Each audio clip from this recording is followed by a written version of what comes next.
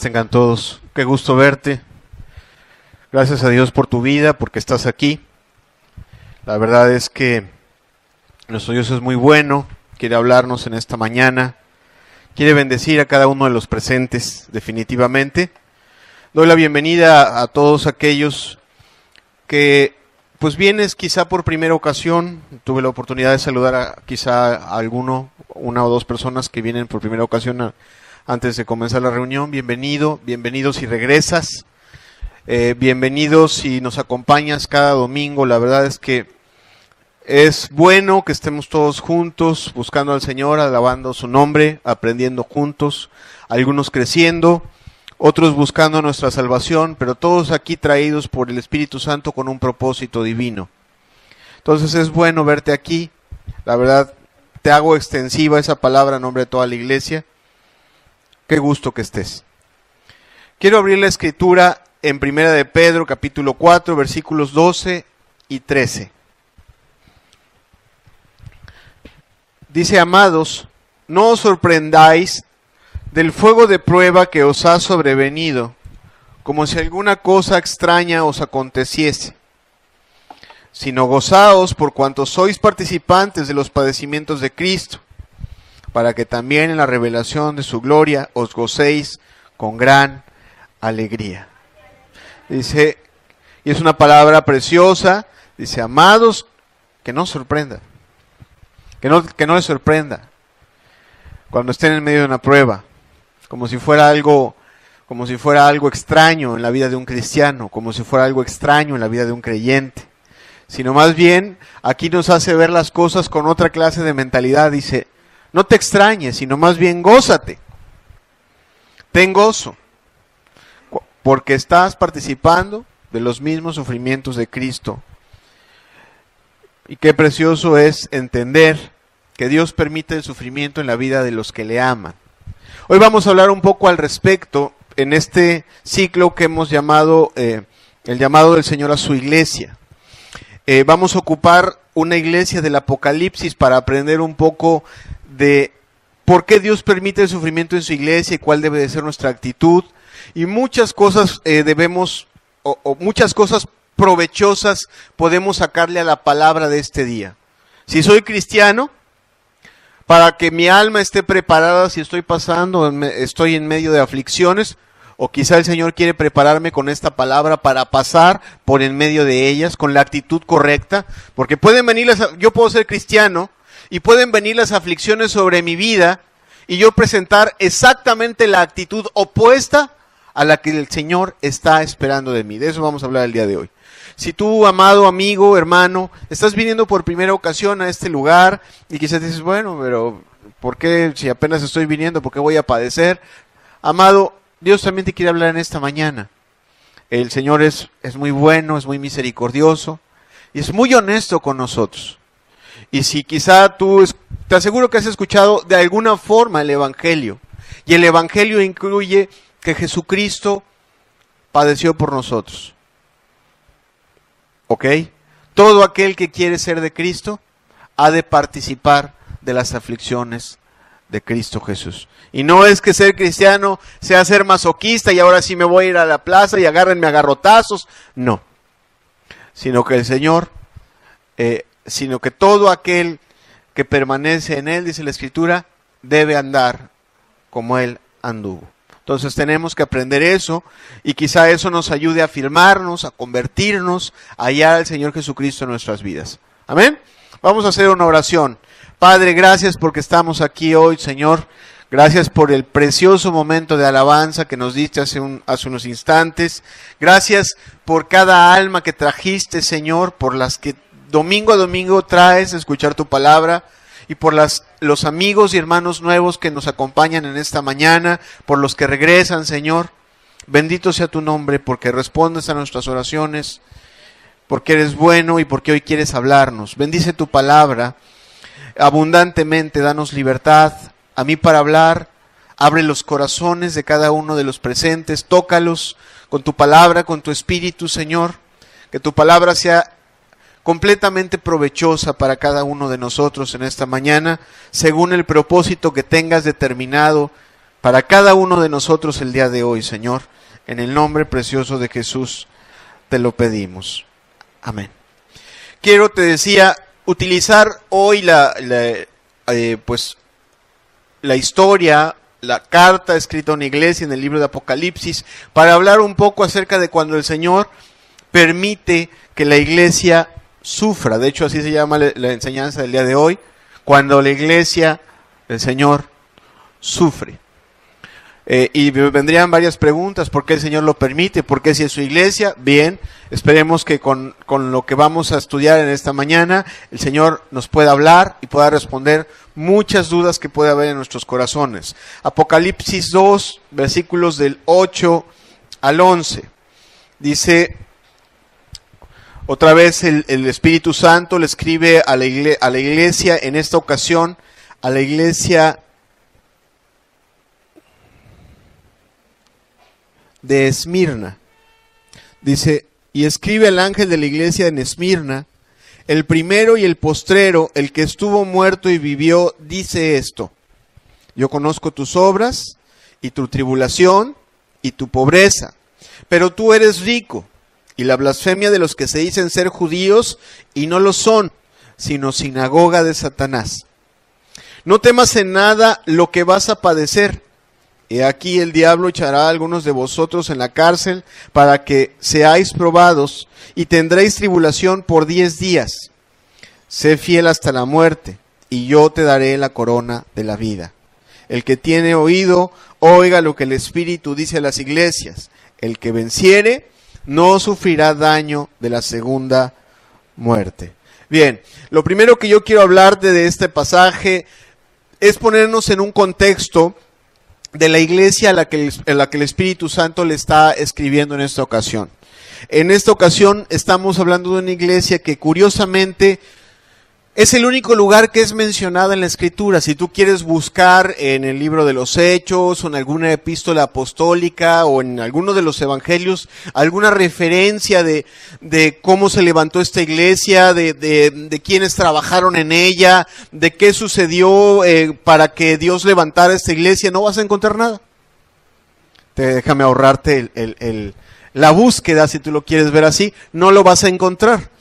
Sin embargo, aunque no existe una referencia clara en la Biblia, obviamente tenemos esta carta que fue escrita a esta iglesia. La semana pasada te mostré un mapa. Para los que no estuvieron la semana pasada, vimos un pequeño mapa de lo que hoy es Turquía, que se conoce en aquel entonces como Asia Menor. Y estaban ubicadas las 7 iglesias. A diferencia de la iglesia de Éfeso, que el día de hoy ya no existe, la iglesia de Esmirna, o más bien la ciudad de Esmirna, existe hasta el día de hoy. Es una ciudad que si tú te vas hacia atrás en el tiempo, hacia atrás en la historia, y más atrás, y más atrás, y más atrás, y más atrás, y tratas de ver cuándo fue fundada, te vas a encontrar que no le hayas el nacimiento. O sea que es una ciudad muy, muy antigua. Es una ciudad que se dice, según los historiadores, era una ciudad muy bella por muchas situaciones. Era una ciudad en donde estaba ubicada en una posición geográfica muy especial, al lado de las montañas, con ríos cercanos, con praderas hermosas, con árboles, con vientos, pues que le daban a la ciudad un aroma muy, muy especial. Estaba ubicada más o menos a 65 kilómetros de la ciudad de Éfeso. Por lo tanto, es muy, muy fácil o muy sencillo quizá concluir que aunque no tenemos una referencia en la Biblia de cómo fue fundada, sí podemos llegar a ciertas conclusiones de que por su cercanía con Éfeso, es muy probable que el apóstol Pablo, durante sus 3 años de ministerio en Éfeso, se haya estado trasladando junto con sus colaboradores a Esmirna y haya fundado esa iglesia o haya participado de manera activa a esa iglesia. Ok.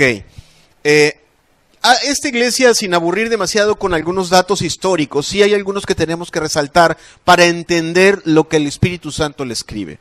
Era una ciudad, como hasta el día de hoy, es pequeña. Por cierto, hasta el día de hoy existen cristianos en esa ciudad. Hasta el día de hoy el Señor tiene una iglesia, a diferencia de lo que es la ciudad de Éfeso, donde ya no hay ciudad y por lo tanto ya no hay iglesia. hasta el día de hoy el Señor tiene, le ha permitido subsistir esta ciudad, y hasta el día de hoy el Señor tiene un remanente santo que le ama en esa ciudad. Entonces, varias de las cosas que vamos a aprender, y el simple dato histórico que te estoy dando en este momento, nos va a ayudar a entender varias cosas que el Señor le habla a esa iglesia.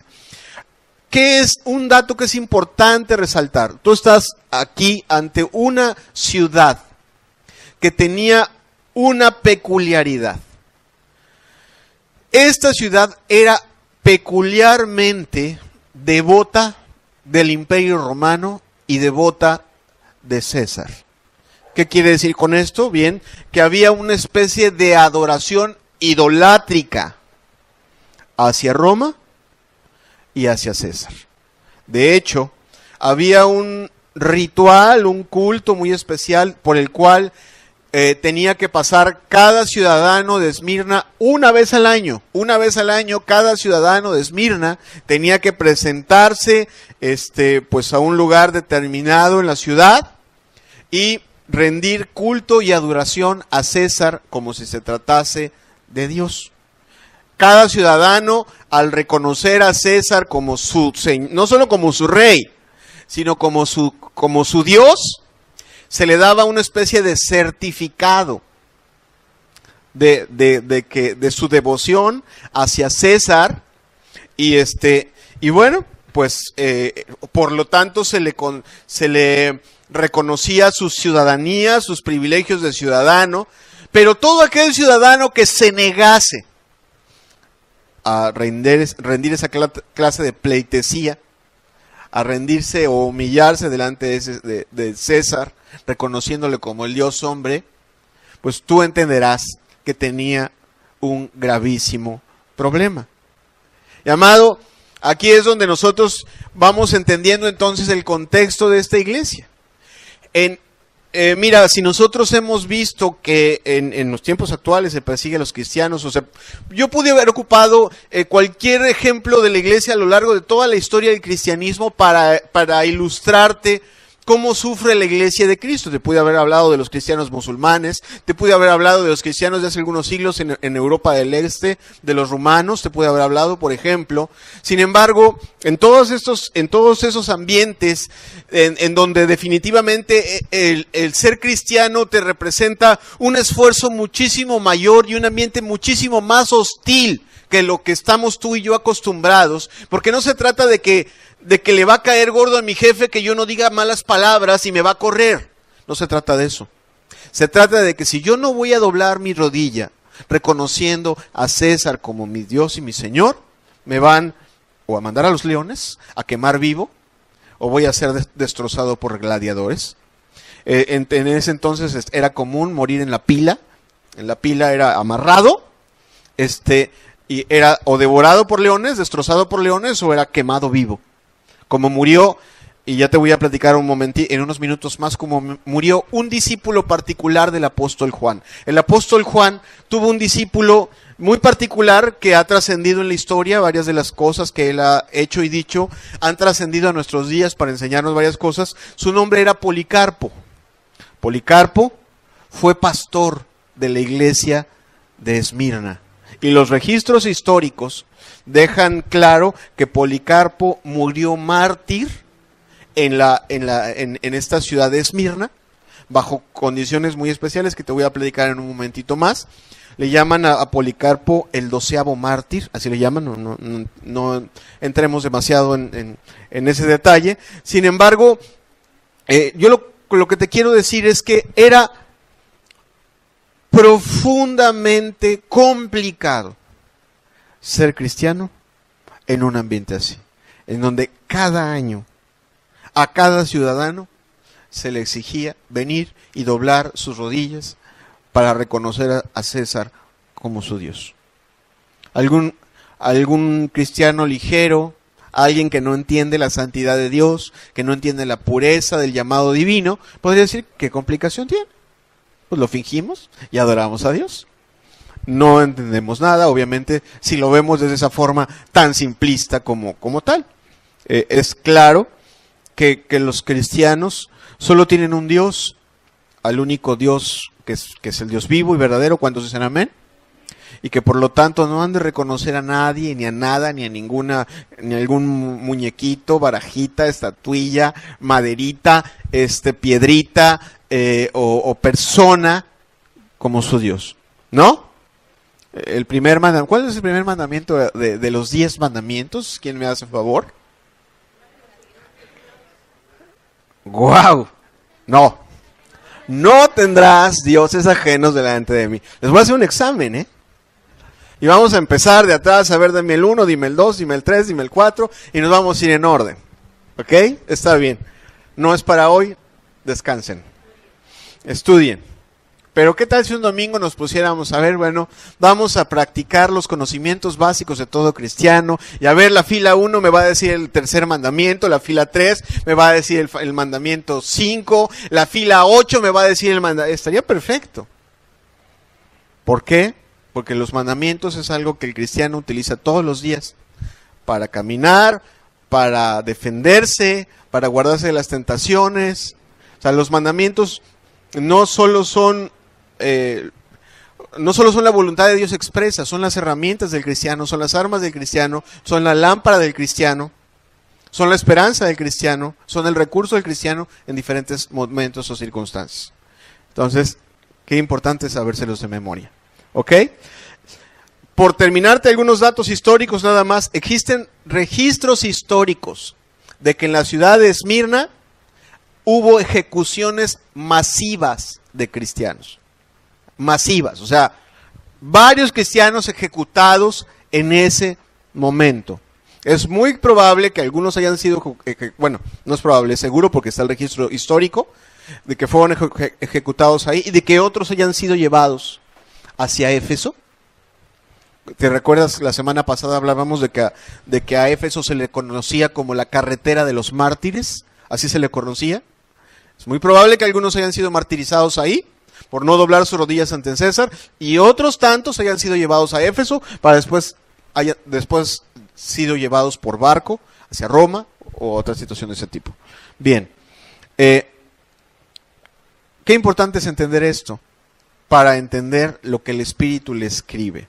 Y quiero pasar ya a lo que es el pasaje de la Escritura, porque Dios en esta carta, y en todas las cartas, si tú lo ves, en todas las cartas, si tú has leído las cartas a las 7 iglesias del Apocalipsis, Dios ocupa un nombre especial para Él mismo, para presentarse hacia la iglesia. La semana pasada veíamos que Él se presentaba como el que estaba en medio de las 7 iglesias, el que tenía en su mano los 7 candeleros de oro, ¿sí? Ok, a esta iglesia en particular no se le presenta así, sino se le presenta de otra forma. Y desde su presentación, Él quiere transmitirle algo especial a esta iglesia. Dice Apocalipsis 2:8, escribe al ángel de la iglesia en Esmirna, el primero y el postrero, el que estuvo muerto y vivió, dice esto. O sea, esta expresión del primero y el postrero, el que estuvo muerto y vivió, o sea, esa forma de expresión aparece varias veces en el libro de Isaías y se refiere obviamente a la eternidad de Dios. Que Dios existe desde los siglos y los siglos, antes de que cualquier cosa existiera, y de que va a seguir existiendo después de que esta tierra acabe por los siglos de los siglos y los siglos, ¿no? Eso es la idea que transmite con su carta de presentación y el nombre que Él ocupa a sí mismo. ¿Y qué les está queriendo decir? Les está queriendo decir, hey, a los cristianos, está queriendo decir, el que les escribe, estaba aquí, y ha estado, y ha existido desde antes de que empezaran estos sufrimientos. ¿Y saben qué? Cuando acaben esos sufrimientos, Él seguirá existiendo. Y qué importante es la escena, porque en el momento en el que un cristiano está siendo atribulado, está pasando por situaciones difíciles, está buscando una salida, y desde que el Señor le está escribiendo a esta iglesia, les está diciendo la salida, soy yo, ¿no?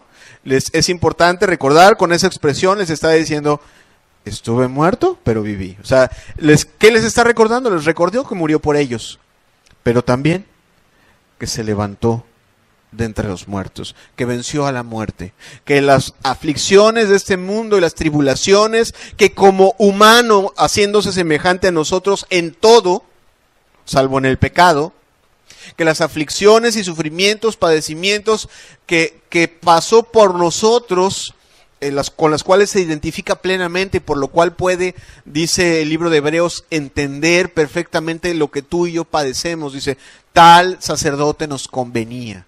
Un sacerdote o un mediador que comprende perfectamente las aflicciones de nuestra naturaleza humana, que sabe lo que se siente cuando te traicionan, que sabe lo que se siente cuando tu cuerpo se enferma, que sabe lo que se siente cuando tu cuerpo es tentado, comprende eso perfectamente, que sabe lo que se sienten los dolores en el cuerpo, por cuanto él los experimentó en carne propia, y bueno, hace una referencia a que murió, pero también en la misma expresión de su presentación dice, pero que la muerte no lo venció, ¿no? Sino que se levantó de los muertos. Y para ser cristiano es importante tener eso absolutamente claro. Porque para ser cristiano, no, mi vida cristiana, mi fe cristiana no se debe de basar en mi sola disciplina, sino debe de basarse en la confianza en un Dios que murió por mí, que se levantó de los muertos y que es poderoso para socorrerme, ayudarme a hacer su voluntad. ¿Cuántos dicen amén a eso? Ok, ahora bien, dice el libro de Hebreos que este Señor Jesucristo, el que tenemos por Dios y Señor, no fue constituido como mediador o como sumo sacerdote por méritos de la ley y esas cosas, sino dice Hebreos 7:16, si me haces favor, hermano, el mérito que él tiene es el poder, dice la última parte del versículo, el mérito más grande que él tiene es el poder de una vida indestructible. Entonces, en su presentación, el Señor Jesucristo le está recordando a la iglesia que él estaba antes de que todos esos sufrimientos y padecimientos les viniesen, de que él los pasó y los venció, porque el Señor Jesucristo venció la muerte, y de que él estará después de que los sufrimientos de ellos pasen. ¿Ok? Importante recordatorio. Ahora bien, hay y bueno, y es importante saber nada más por cultura general, es importante saber que Jesucristo murió y resucitó, y no solo que murió. Porque todo cristiano debería de tener bien presente en su corazón que si Jesucristo murió y resucitó, Jesucristo tiene el poder entonces de hacer que si yo muera, que cuando yo muera, yo resucite para vida eterna. Dice 2 Corintios 4, versículo 14, sabiendo que el que resucitó al Señor Jesús, a nosotros también nos resucitará con Jesús y nos presentará juntamente con vosotros. Eso es bien importante. Y en las palabras que el Señor le va a dar, las palabras de consuelo que trae el Señor a esta iglesia, las da desde su presentación.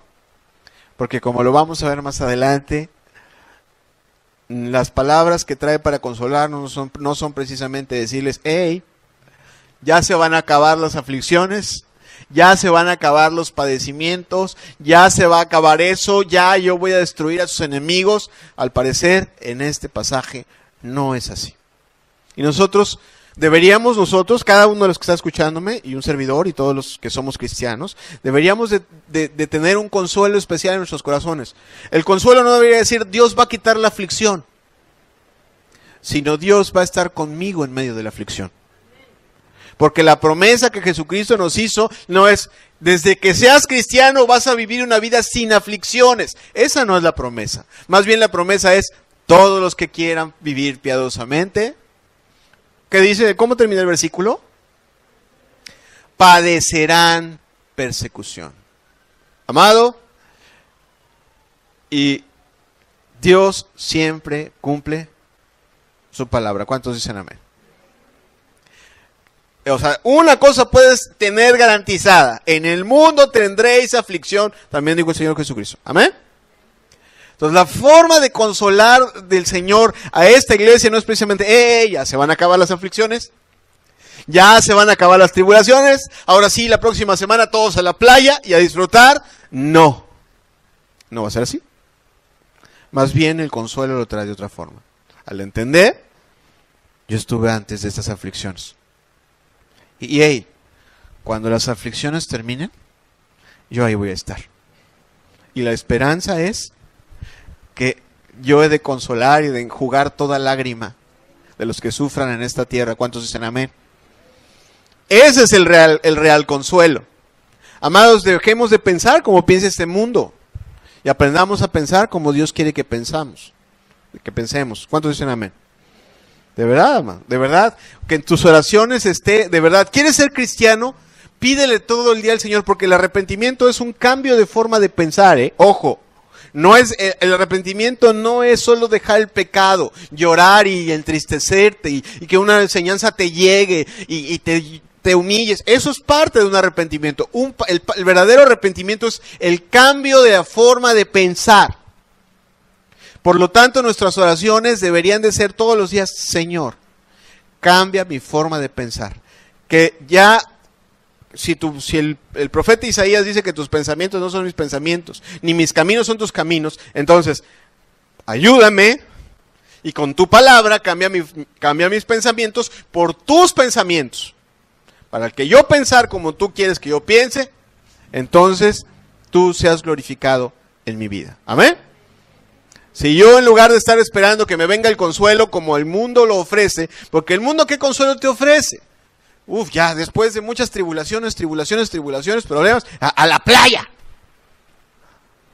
Mi colchón, el sofá, relax, cómprate tu trocota, súbete en ella, es el consuelo de este mundo. ¿Sí o no? Esa es la paz de este mundo. Y nosotros podemos seguir siendo cristianos y estar esperando que Dios nos consuele y nos conforte, como este mundo tiene acostumbrado a consolar y a confortar a sus hijos, que por cierto no son hijos de Dios, sino más bien son hijos del diablo. Así lo digo y no te ofendas, la Biblia respalda lo que digo. Ahora bien, no, sino que el Señor cambie mi forma de pensar. Veamos entonces, que el Señor nos cambie nuestra forma de pensar, veamos que el Señor, es curioso, pero el Señor a esta iglesia es una de las dos iglesias a la que el Señor no le reprocha absolutamente nada. ¡Guau! ¡Qué cosa tan preciosa! ¡Qué iglesia tan maravillosa! O sea, yo no sé si tú te pudieras imaginar un momento entrar a la iglesia de Esmirna. Una iglesia que tiene todo lo que el Señor quiere y le agrada. Una congregación fabulosa de personas llenas del amor de Jesucristo, porque para que no les reproches falta de amor, ha de haber mucho amor en esa iglesia. ¿Cuántos dicen amén? Es una congregación maravillosa de gente amorosa, santa, amable, cuidadosa de la santidad, de la gloria de Dios. Yo no sé si tú pudieras tantito dejar volar tu imaginación conmigo y pensar qué gloriosas reuniones de oración y qué momentos tan preciosos de alabanza se pudieran dar en una iglesia en donde Dios no reprocha nada. La semana pasada el Señor, al presentarnos una iglesia enorme en obras, en santidad, en pureza, en muchas cosas, nos mostraba que estaba carente de ese corazón ardiente y amoroso, agradecido, que esta iglesia sí tenía y no se lo reprocha el Señor. O sea, imagínate los momentos de adoración tan gloriosos. Las expresiones espontáneas de amor de los hermanos en gratitud. Escuchar sus oraciones, la palabra que ahí venía, la santidad de las personas de ese lugar. Pues eran personas a las que les podías casi prestar a tu hijo una semana, te lo iban a devolver. Cuidado, alimentado, y probablemente hasta cristiano te lo devolvían. Por la santidad de la iglesia, por el amor, la pureza, por cuanto el Señor no tiene nada que reprochar a su cristianismo. ¿Sí me estás comprendiendo? O sea, que ninguno vaya a pensar que los sufrimientos de esta iglesia tienen que ver con que fue desobediente. De ninguna manera. Sus sufrimientos vienen a causa de su obediencia. ¿Ok? Y lo que el Señor tiene para esta iglesia son puras palabras de aliento y de consuelo. Son puros reconocimientos y palabras de consuelo. ¿Sí? ¿Ok? Bien, importante entender eso entonces. Dice Apocalipsis 2:9, yo conozco tus obras, tu tribulación y tu pobreza, pero tú eres rico. Y la blasfemia de los que se dicen ser judíos y no lo son, sino sinagoga de Satanás. El que les dice que les reconoce sus obras como la semana pasada, les está reconociendo su vida pura, su vida santa, su obediencia, su celo por respetar los mandamientos y la palabra de su Señor. Eso es lo que les está reconociendo. No tiene reproche a su obediencia, ni a su santidad, ni a su amor. O sea, te aseguro que era un grupo de cristianos que amaba al Señor y que se amaban unos a otros, porque para amar al Señor tenemos que amarnos unos a otros. ¿Cuántos dicen amén? El que no ama a su prójimo, a quien ve, no puede amar a Dios a quien no ve. Amén. Y en eso identificas, ya lo vimos hace 3 semanas, así identificas a cualquier falso cristiano. Ama mucho a Dios, canta bien bonito, ora padrísimo, está bien. Fíjate cómo trata a sus semejantes. Fíjate si se preocupa por ellos. Fíjate si los procura, si es amable, o si es áspero. Ah, no es que así yo soy, que quién sabe qué. No. Ahí tú te das cuenta. El que tiene el Espíritu de Dios ama a su prójimo. ¿Amén? ¿Cuántos dicen amén a eso? Bien, vayamos cambiando nuestra forma de pensar. Les reconoce también, dice, yo conozco tu tribulación. Y aquí, ojo, el Señor Jesucristo, cuando le está hablando a sus apóstoles, a sus discípulos, si tú recuerdas, les dice, los van a perseguir, los van a entregar, los van a azotar, los van a traicionar, pero no tengan miedo, porque los cabellos de su cabeza están todos contados. ¿Qué está queriendo decir? Que tenemos más o menos 3.555.350 cabellos cada uno, que el Señor sabe eso, o más bien, que nos conoce profundamente y a detalle. Que conoce perfectamente todo lo que somos y todo lo que vivimos. Que conoce perfectamente todo lo que pensamos, todo lo que tememos, todo lo que sentimos, todo lo que anhelamos. ¿Será uno o será lo otro? Yo pienso que es lo segundo. ¿Cuántos dicen amén? Que el Señor conoce absolutamente a su iglesia, a los que lo aman. Mira, si conoce al impío, que dice la Escritura que el Señor conoce la mente y el corazón. ¿Sí, verdad? Aunque la Escritura dice que al impío lo mira de lejos y lo conoce, ¿cuánto más conoce el Señor a los que lo aman? ¿Cuántos dicen amén? O sea, los conoce profunda y absolutamente y sabe que sufren. Si, amado, tú el día de mañana se te vence la renta y llegaste a esta reunión así como que, Señor, por favor, mira, me voy a concentrar en tu palabra, pero ayúdame porque mañana no tengo para la renta. El Señor ya lo sabe, amado. No tuviste ni que haberlo dicho. Él ya sabe y tiene detectado perfectamente qué cosa temes. ¿Cuántos dicen amén a eso? Así es Dios. ¿Alguno me lo puede rebatir? Así es el Señor. ¿Sí? Bien, eso es importante. Y le está diciendo a su iglesia, yo estoy al pendiente de todo lo que está pasando con ustedes. Yo estoy viendo que están sufriendo. Yo estoy viendo que están padeciendo. Yo estoy viendo que están luchando. Yo estoy viendo cómo los están tratando. Y yo sé que todo eso que les está aconteciendo a ustedes no es porque ustedes sean culpables, sino que les está sucediendo porque me aman. ¿Amén? Tomo nota de que no es que ustedes sean una bola de hipócritas, que no pagaron sus hipotecas y que ahora los están sacando de sus casas, sino que más bien son un grupo de personas celosas que me han amado, que han hecho todo lo que yo les he pedido, que han confiado en mi nombre y que a causa de ello les han venido un montón de aflicciones. y sé cuáles son sus aflicciones a detalle, y tomo nota de que es por amor a mi nombre de que están padeciendo. Eso es importante entenderlo. O sea, lo que les está diciendo el Señor, yo lo conozco. Ahora también les dice el Señor, conozco tus obras, tu tribulación, y les dice, y tu pobreza, aunque tú eres rico. Amado, la iglesia de Esmirna es altísimamente probable que haya sido conformada por un grupo de personas de una clase social baja, económicamente baja.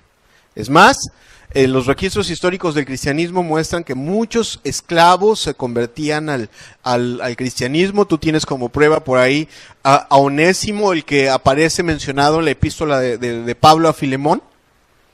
Es muy probable que muchos de los miembros de esa iglesia fueran personas que o eran esclavas o que fueron despojados de sus posesiones, de su posición económica en la sociedad, de su riqueza, que fueran encarcelados a causa de su propio cristianismo. Realmente, humanamente hablando, eran una iglesia muy pobre. Contrario a lo que vamos a ver más adelante en una iglesia dentro de unos pocos días, que era una iglesia rica. O sea, esos eran pobres física o económicamente. Sin embargo, el Señor les dice, pero ustedes realmente son ricos. O sea, ustedes, humanamente hablando, o ante los ojos de cualquier persona con una mirada mundana, son absolutamente pobres. Sin embargo, si pudieran abrir sus ojos y ver, se darían cuenta de la inmensidad de sus riquezas. Pablo, en una de sus epístolas, le dice a los, si no mal recuerdo, es la epístola a los tesalonicenses, les dice que le oraba al Señor todos los días para que conocieran cuáles eran las riquezas que Dios les había dado. Y sabes que esta iglesia era absolutamente rica en muchísimas cosas, para pasar en medio de esas pruebas, aunque no tenían un quinto, aunque no tenían ninguna posición, aunque no tenían a un compadre poderoso en el Senado que les quitara las aflicciones y que moviera las palancas para que se les acabaran las luchas y las pruebas. Sí tenían a un misericordioso sumo sacerdote que estaba continuamente bendiciéndoles y fortaleciéndoles. Y amado, eso es mucho más valioso que el oro. Todo aquel que es un genuino cristiano entiende y sabe lo valioso que es tener una continua presencia del Espíritu Santo sobre tu vida. Y esta iglesia la tenía. Esta iglesia no solamente tenía la promesa de la vida eterna, por supuesto que la tenía asegurada, pero tenía sobre todas las cosas una suministración del Espíritu Santo continua, cotidiana sobre sus vidas. O sea, el Espíritu Santo que les vivificaba día a día, que les fortalecía día a día. Y por eso tú dices, wow, es que es imposible que una persona muera devorada por leones o muera atada a una pila, prendida en el fuego y muera cantando alabanzas. Tiene que estar pasando algo sobrenatural y glorioso sobre su vida. Pues sí, esta iglesia era rica en la presencia de Dios y del Espíritu Santo. Todas las riquezas puestas a su disposición estaban no solo estaban a su alcance, estaban en uso. Era una profunda bendición la que experimentaba esta iglesia. El Señor se la reconoce. Si alguien hacía uso de las riquezas celestiales puestas a disposición de todo cristiano, era en esta iglesia. Esta iglesia, por supuesto que tenía la promesa de la vida eterna, de la cual rápidamente y brevemente abro el libro de los Hebreos en el capítulo 11. Porque aunque en esta tierra no tenían nada, en el cielo lo tenían todo. Y dice Hebreos 11, versículos 13 al 16, dice, conforme a la fe, murieron todos estos sin haber recibido lo prometido, sino mirándolo de lejos y creyéndolo y saludándolo y confesando que eran extranjeros y peregrinos sobre la tierra. Porque los que esto dicen dan claramente a entender que buscan una patria. Pues si hubiesen estado pensando en aquella de donde salieron, ciertamente tenían tiempo de volver, pero anhelaban una mejor, esto es, celestial. Por lo cual, fíjate qué precioso, y es el mismo tono de lo que le está diciendo Dios en Apocalipsis a Esmirna. Dice, por lo cual Dios no se avergüenza de llamarse Dios de ellos, porque les ha preparado una ciudad. Esta iglesia tenía su corazón en donde el Señor Jesucristo quiere que tengamos todos los cristianos el corazón. Y Él dijo, no nos hagamos tesoros aquí, sino hagámonos tesoros allá. Y Dios, el que pesa los corazones, escúchalo bien, el que pesa los corazones con la medida justa, a lo mejor, no, tú dices, no, yo soy cristiano, mis méritos, y mis logros, y mi tiempo, y mis oraciones, y mi conocimiento de la palabra, pero el que pesa los corazones dice, usted no ama a su esposa, usted no ama a sus hijos. Pero en este caso, el que pesa los corazones, los reconoce como un pueblo que tenía su corazón y su consuelo bien puesto en la eternidad. Que solo estaban buscando la gloria de Dios, que solo estaban buscando hacer su voluntad, que solamente que su esperanza estaba puesta allá y que aunque en esta tierra eran pobres, realmente eran absolutamente ricos. ¿Amén? Si vamos comprendiendo esa parte, qué importante es comprenderla. Ahora bien, una cosa más dice el pasaje. Si regresamos tantito a Apocalipsis 2:9, vamos a ver que este pueblo o esta pequeña iglesia fue perseguida, no solamente fue perseguida por el mundo, sino fue perseguida como fue perseguido el Señor Jesucristo. Fue perseguido por los que se supone deberían de comportarse como pueblo de Dios. O sea, fue perseguida por los judíos. Dice, yo conozco tus obras y tu tribulación y tu pobreza, pero tú eres rico.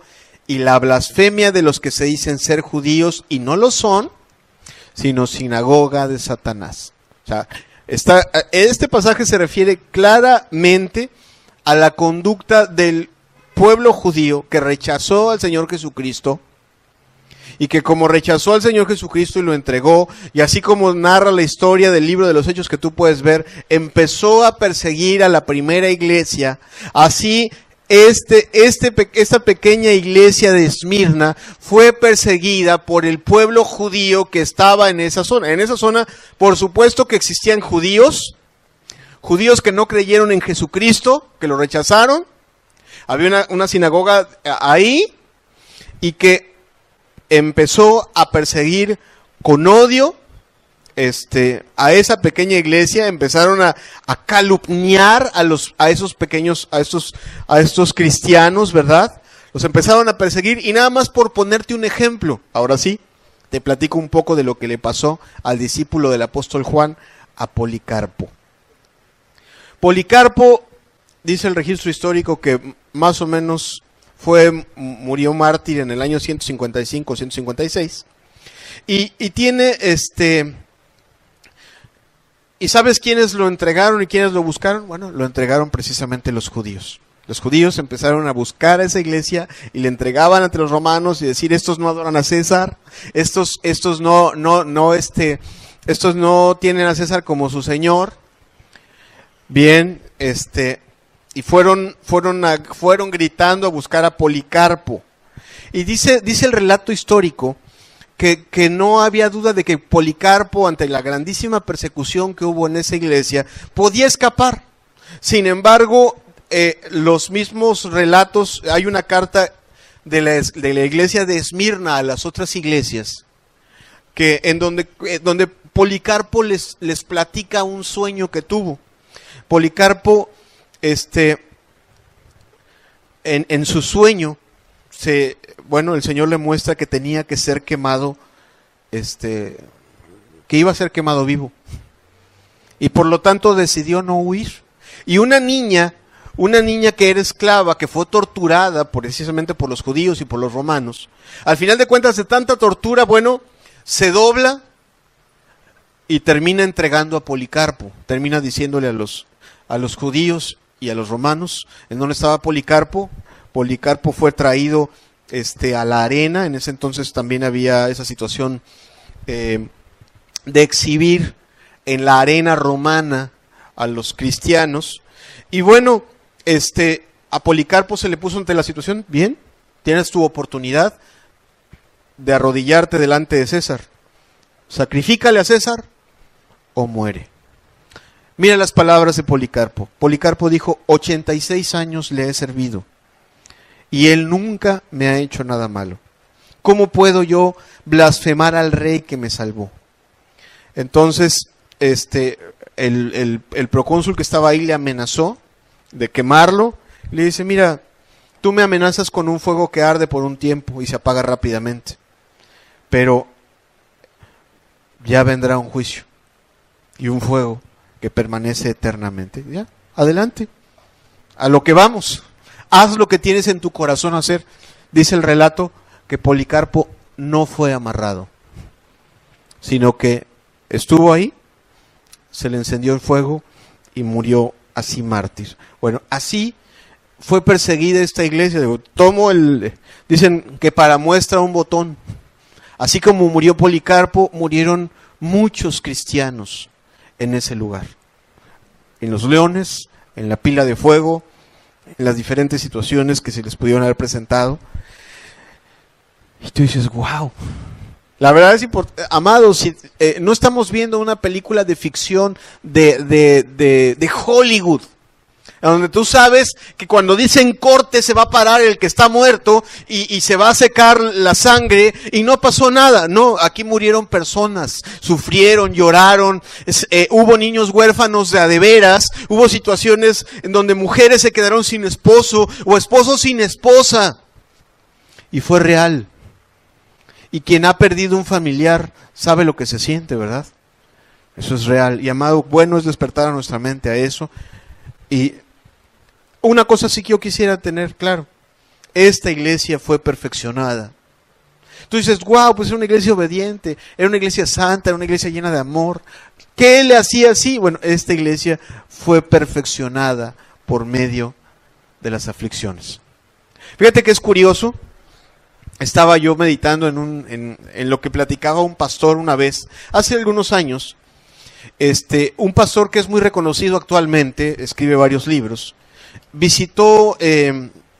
estuvo visitando aquellas iglesias, sobre todo en Europa, que pues han padecido persecución. Por ejemplo, tú tantito te pones a echarte para atrás. De hecho, hay un libro muy bueno que te recomiendo. Si quieres ver lo que cuesta ser cristiano en países comunistas o musulmanes, hay un libro muy bueno que se llama Torturado por Cristo, de Richard Wurmbrand.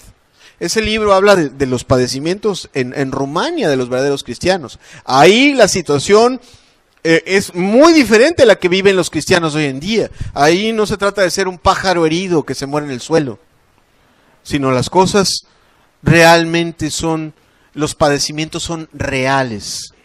Bien, este pastor visitó también, o fue más bien visitado por un pastor de la Unión Soviética, de la antigua Unión Soviética. Tú sabrás que hace algunos años el ambiente social de la Unión Soviética, así como en China y en otros países, es muy adverso. Y este pastor de la Unión Soviética le decía al pastor americano, le decía: hermano, he leído muchos de sus libros, estoy muy contento de verle. Le digo: pero yo, el soviético le decía al americano: pero yo estoy asombrado de que usted pueda ser pastor en los Estados Unidos. Y el otro: ¿qué? Sí, como le estoy diciendo. Digo: mire, en la Unión Soviética es mucho más fácil ser pastor. La gente sufre y su sufrimiento le ayuda a ser cristiano. Sin embargo, aquí ustedes están tan llenos de comodidades, tan llenos de libertades, tan llenos de privilegios, nada les molesta, nada les aflige. El soviético le dice al americano: yo no podría ser pastor en este lugar. Para mí sería dificilísimo. Y entonces aquí vuelvo a la iglesia de Esmirna. La iglesia de Esmirna fue purificada a través de las aflicciones. Sus mismas aflicciones le llevaban a buscar a Cristo. Sus mismas aflicciones le llevaban a ser una iglesia santa, una iglesia piadosa. Ahora yo te pregunto, hay cristianos que les cuesta mucho trabajo orar. Es que ya a los 5 minutos ya me cansé, a los 10 minutos, ¡pum!, ya se cayó, ya se durmió. ¿Por qué? Te voy a decir una cosa, muéstrame a un cristiano que ora poco, te voy a mostrar a un cristiano que no ve su necesidad de Dios. Porque el que ora poco no ve su necesidad de Dios. El que ve su necesidad de Dios, busca a Dios. Porque la oración para el cristiano es como la respiración, o como el agua para el sediento. Muéstrame un sediento y te lo voy a mostrar buscando agua. Sin embargo, muéstrame un cristiano que no busca estar con su Señor, desahogando, echando su ansiedad, sus aflicciones. Te voy a mostrar un cristiano que no ve su necesidad. ¿Sí? Y esta iglesia tenía tan presente su necesidad, que buscaba mucho a Dios, que estaba llena del Espíritu Santo, que estaba llena de las riquezas, y por estar tanto con Dios, por estar tanto buscando el rostro, obviamente era pura, era santa, o sea, era perfeccionada a través de las aflicciones. ¿Sí? Ahora bien, viene la palabra de consuelo. Llamado, despabilate bien, porque quiero que veas la palabra de consuelo que le da el Señor a esta iglesia. No es, ahorita que acabe la reunión nos vamos a la playa, nos vamos al río y te vas a acostar en la hamaca. No es esa la palabra de consuelo que el Señor le trae a esta iglesia que sufre. Dice Apocalipsis 2, versículo 10. Ahí te va la palabra de consuelo. No temas en nada lo que vas a padecer. He aquí, el diablo echará a algunos de vosotros en la cárcel para que seáis probados y tendréis tribulación por 10 días. Punto. Esta es la palabra que les viene. Esta es su recompensa. No temas en nada lo que vas a padecer. He aquí el diablo echará a algunos de vosotros en la cárcel para que seáis probados y tengáis tribulación por 10 días. El premio, el galardón, la palabra de consuelo es, ¿qué crees? Va a venir más. Los sufrimientos van a continuar. Van a seguir. Vas a seguir sufriendo. Vas a seguir padeciendo. No quisiera entrar demasiado entre esos 10 días, son como 10 años y cosas de ese tipo. Si tú pones a un niño pequeño y le dices, ¿qué dice ahí 10 días? ¿Cuánto va a padecer? 10 días. No necesitas así como un teólogo, ¿verdad? En fin. Pero aquí viene la pregunta, ¿por qué lo permite Dios? ¿Por qué Dios permite que una iglesia tan pura, tan santa, tan llena del Espíritu, siga padeciendo? Bien, quizá la respuesta la podemos encontrar en el libro de Job, en la historia de Job. Job 1, versículos 8 al 12. ¿Por qué permite Dios? Si Dios es soberano, si Dios tiene todas las cosas en sus manos, si Él conoce los 3.552.354 cabellos que tenemos sobre nuestra cabeza, o bien conoce todas nuestras necesidades y aflicciones, ¿por qué permite el sufrimiento? Y quizás si leemos un poco la Escritura, de hecho el sufrimiento es un tema, así como el pecado es un tema recurrente. Todo cristiano debería ser maestro en 3 temas. Jesucristo, muerto y resucitado, el pecado y el sufrimiento. Escúchalo bien. Porque si hay temas que se repiten en toda la Escritura, son estos 3. ¿Ok? Entonces, Job nos pone un ejemplo de por qué Dios permite el sufrimiento. Job 1, versículo 8. Dijo Jehová a Satanás, ¿no has considerado a mi siervo Job, que no hay como él en la tierra, varón perfecto y recto, temeroso de Dios y apartado del mal? O sea, Dios le está mostrando a Satanás.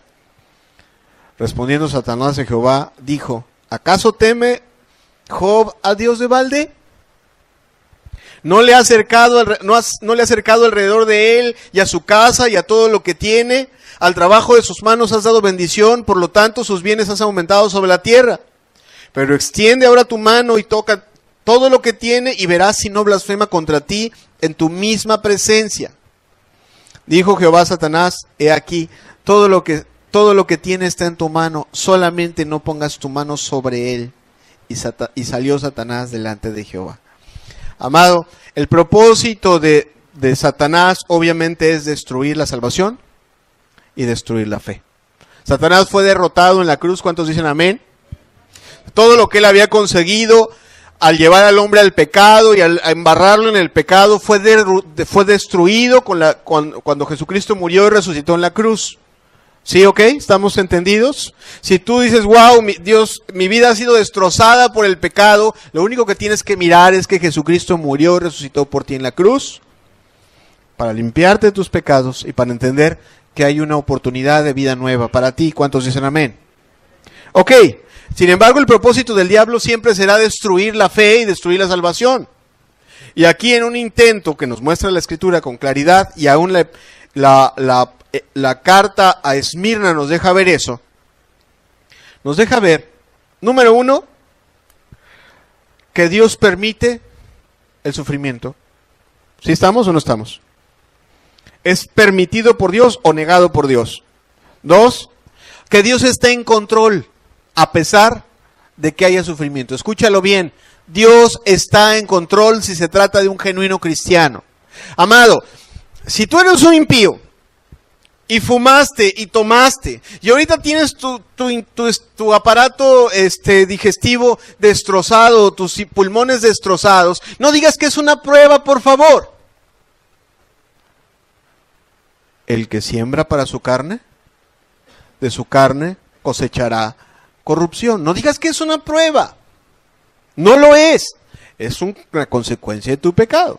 Sin embargo, ves que el Señor permite que el cristiano se enferme, que el cristiano sea perseguido, que el cristiano tenga aflicciones económicas, que el cristiano sea rechazado, que el cristiano sea calumniado, vituperado. Y el pasaje nos deja ver claramente que cuando Dios lo permite, Él está en control. ¿Amén? Y vamos más allá. Si tú lees cuidadosamente este pasaje, y este pasaje podría hablar nada más un buen rato, un par de horas con estos versículos, nada más.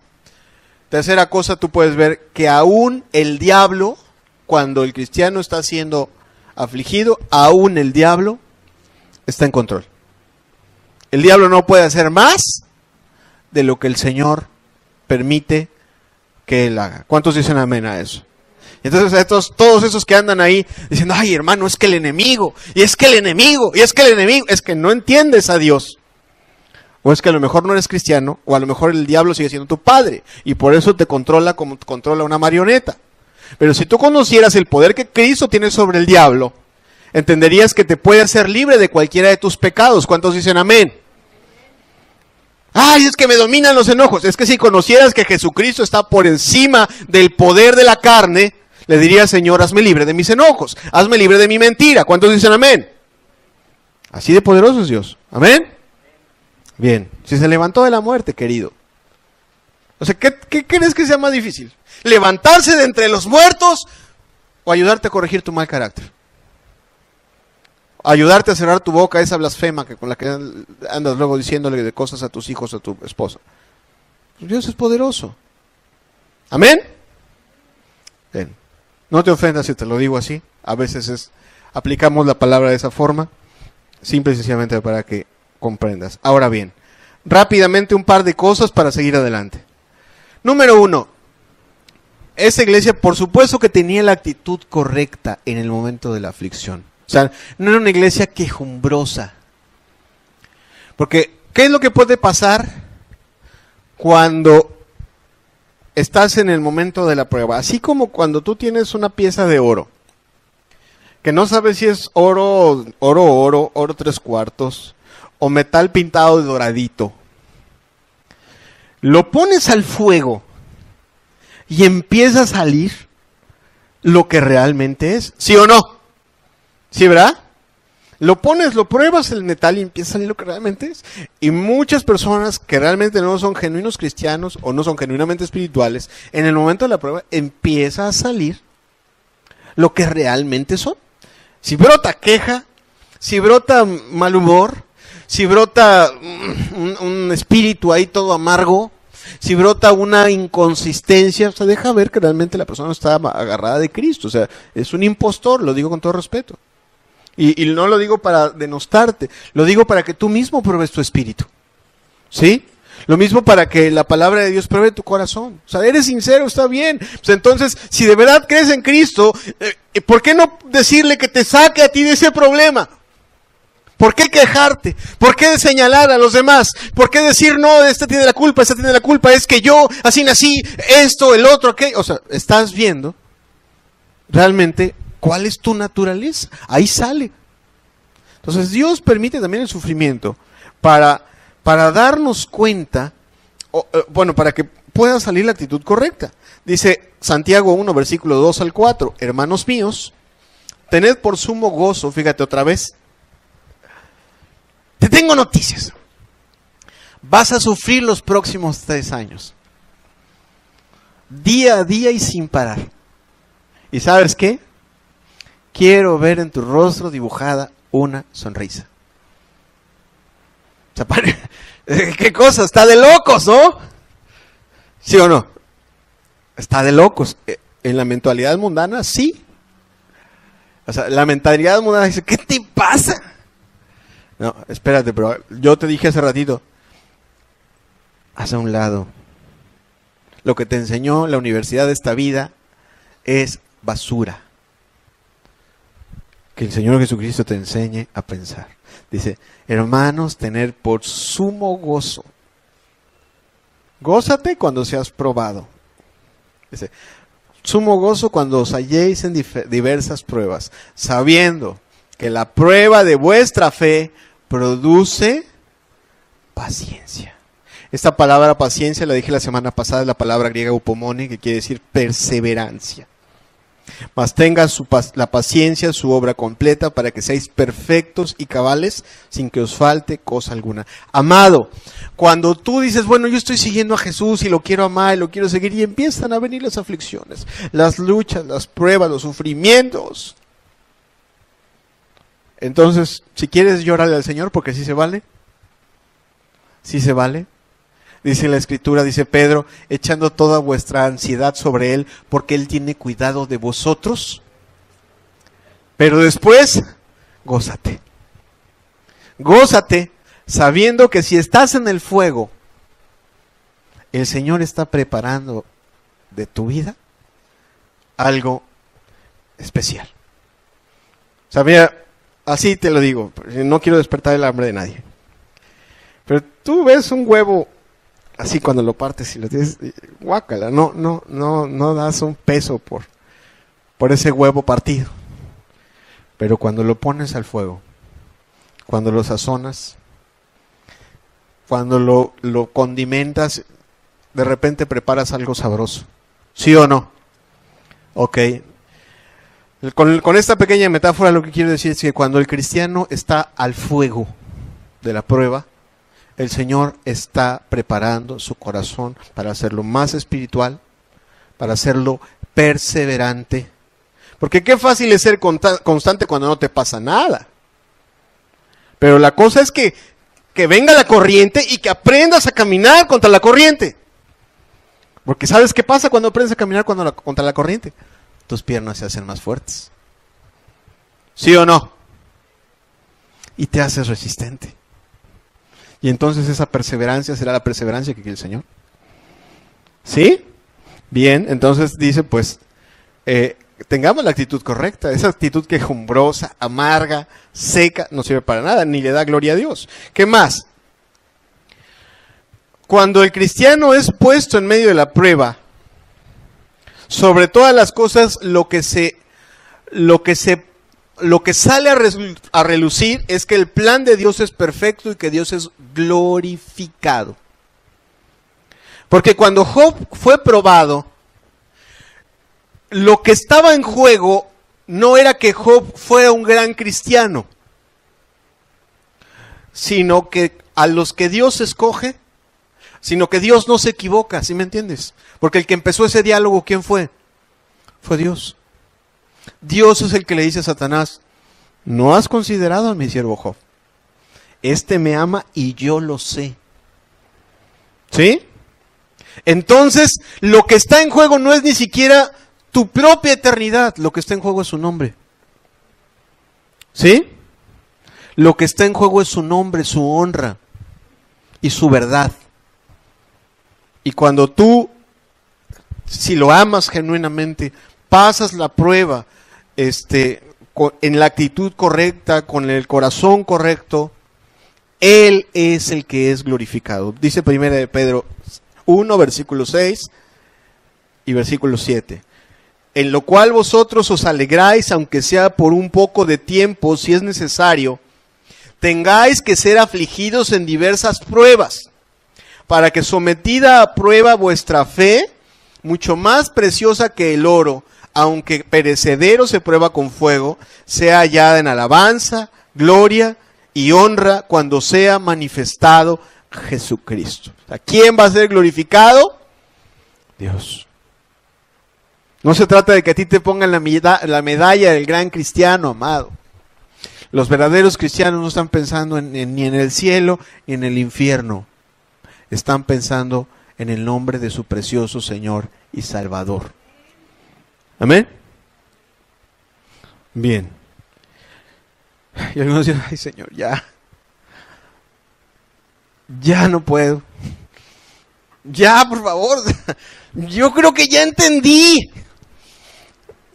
Señor, ya van 4 años. Ya, por favor, mira. Por favor. Veamos los sufrimientos como la grandísima oportunidad de conocer y de recibir más de la gracia de Dios.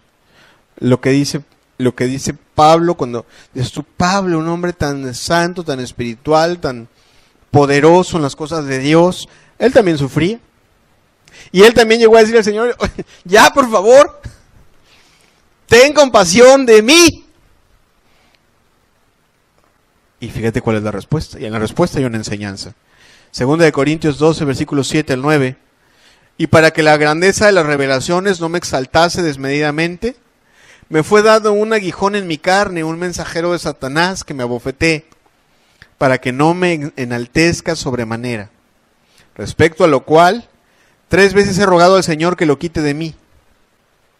3 veces, no una, 3. Y me ha dicho, bástate mi gracia, porque mi poder se perfecciona en la debilidad. Por tanto, de buena gana me gloriaré más en mis debilidades, para que repose sobre mí el poder de Cristo. ¿Sí? ¿Sí estamos comprendiendo? Acuérdate que lo primero que el Señor Jesucristo dijo en el Sermón de la Montaña son bienaventurados los pobres en espíritu. Y si Él permite sufrimientos y aflicciones en mi vida, quizás es porque yo soy muy duro, porque yo soy muy terco, porque yo soy muy soberbio y necesito ser llevado a la pobreza y a la humildad. Amén. Y bendito sea su nombre si así lo quiere. Y dichoso tú si aprendes rápido esa lección y aprendes a doblar tus rodillas todos los días rápidamente. ¿No? Que de todas maneras, si lo haces a propósito, como para que no vengan cosas, de todas maneras van a venir. Porque el Señor algo querrá formar en ti. Bien, un par de cosas más. Se les llama a permanecer fieles. Apocalipsis 2, versículo 10, en la segunda oración,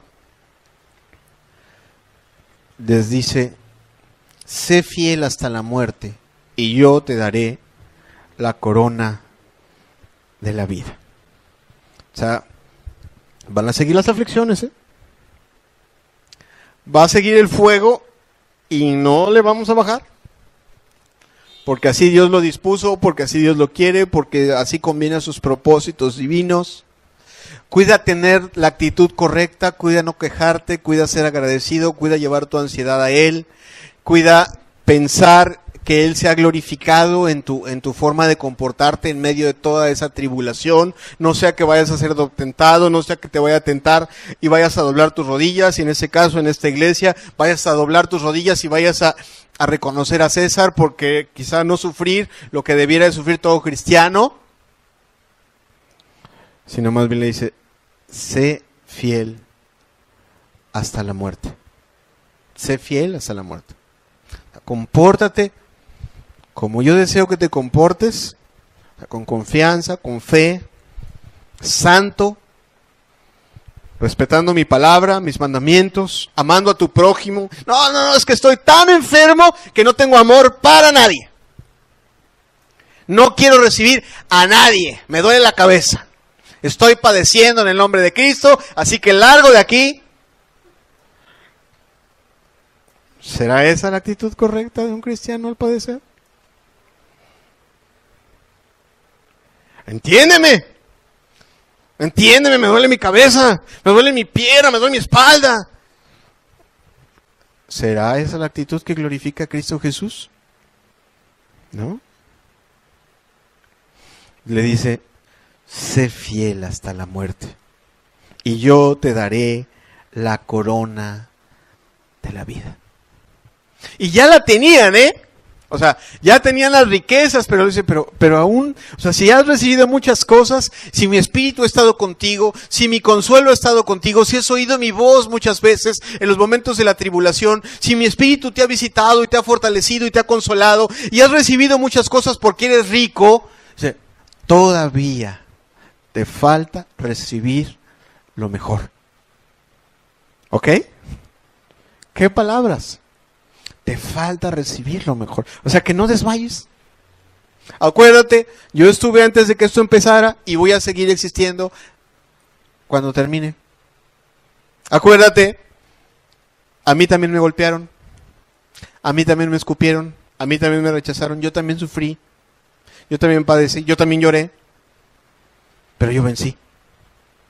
Y estoy aquí para ayudarte, para sostenerte y para resucitarte. Y para sentarte a mi diestra y ponerte mi corona. Eso es lo que les está diciendo. Entonces, no desmaye tu corazón. Sigue con la misma actitud, sigue con la misma fe, sigue con la misma intensidad, sigue con el mismo amor. Sigue con el mismo celo. No le abras la puerta al diablo, no le abras la puerta a la amargura, no le abras la puerta a la queja, no le abras la puerta a las malas actitudes, no le abras la puerta a la mundanalidad o a la cobardía. No le abras la puerta.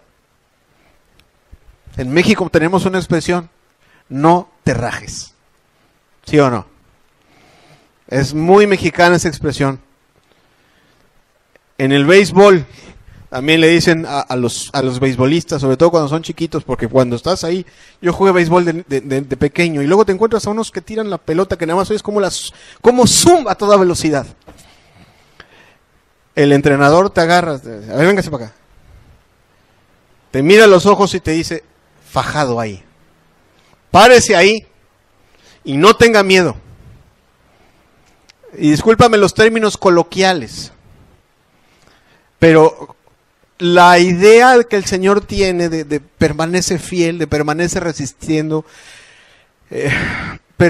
pórtate, otras partes de la Escritura dicen, pórtate como varón, o sea, pórtate valiente, no como, por favor no te imagines a los varones de este mundo, a lo mejor te encuentras a uno de esos señoritos de playera rosa con sus zapatitos coquetos y su celular, que te los encuentras ahí en la placita, no, pórtate como esos hombres recios,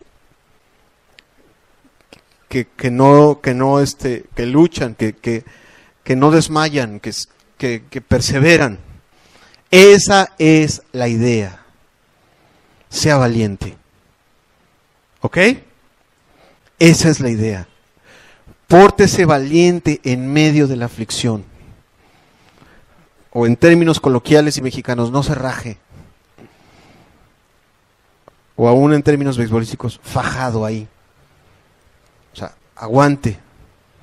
Agárrese de su Señor. Confíe en Él. Si Él lo metió ahí, Él va a ser glorificado en eso. ¿Cuántos dicen amén? Bien. ¿Cómo dijeron tres hombres que estaban ante una situación de aflicción, a ver, o doblan sus rodillas o al fuego. ¿Cómo contestaron? Daniel 3, versículos 16 al 18. Sadrac, Mesac y Abed-nego respondieron al rey Nabucodonosor diciendo: no es necesario que te respondamos sobre este asunto. He aquí nuestro Dios a quien servimos puede librarnos del horno de fuego ardiendo, y de tu mano, oh rey, nos librará. Y si no, sepas, oh rey, que no serviremos a tus dioses, ni tampoco adoraremos la estatua que has levantado. Si morimos, nuestro Señor nos resucitará. Pero no nos vamos a doblar. Amén.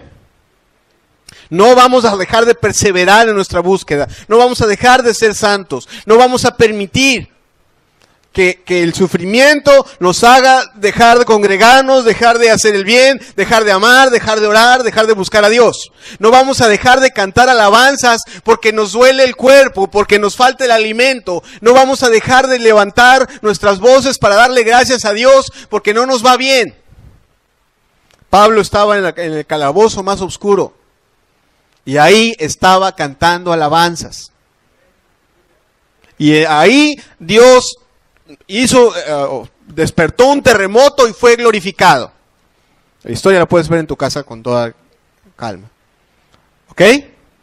Entonces, la actitud del cristiano debe ser una actitud de adoración y de rendición y de darle a gloria a Dios independientemente de cualquiera que sea la situación. Hay alguno que dice, yo entiendo, amado amigo, que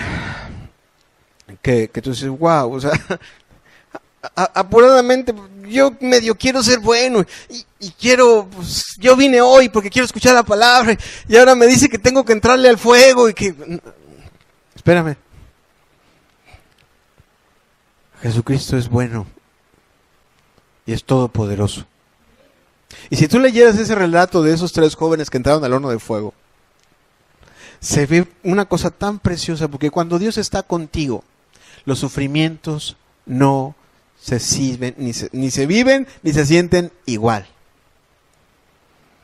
Cuando Jesucristo está contigo, amado, cuando su voz está en tu corazón, cuando su espíritu está en tu alma,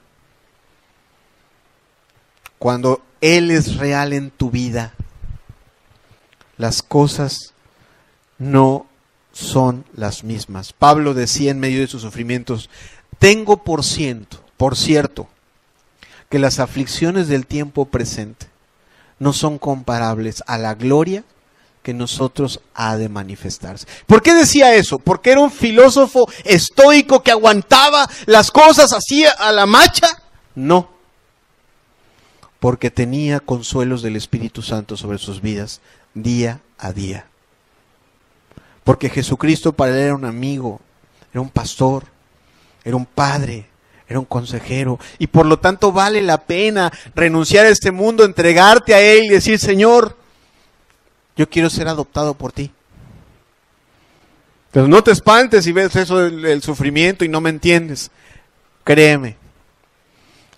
Es más, por darte algunos datos, aprovechando, no estaba planeado, pero por darte algunos datos solamente, cuando los soldados romanos veían a los cristianos morir, devorados por los leones, cantando alabanzas, algunos de ellos dejaron sus escudos y sus espadas y se unieron a los cristianos y empezaron a cantar alabanzas, porque dijeron: yo quiero lo que ellos tienen.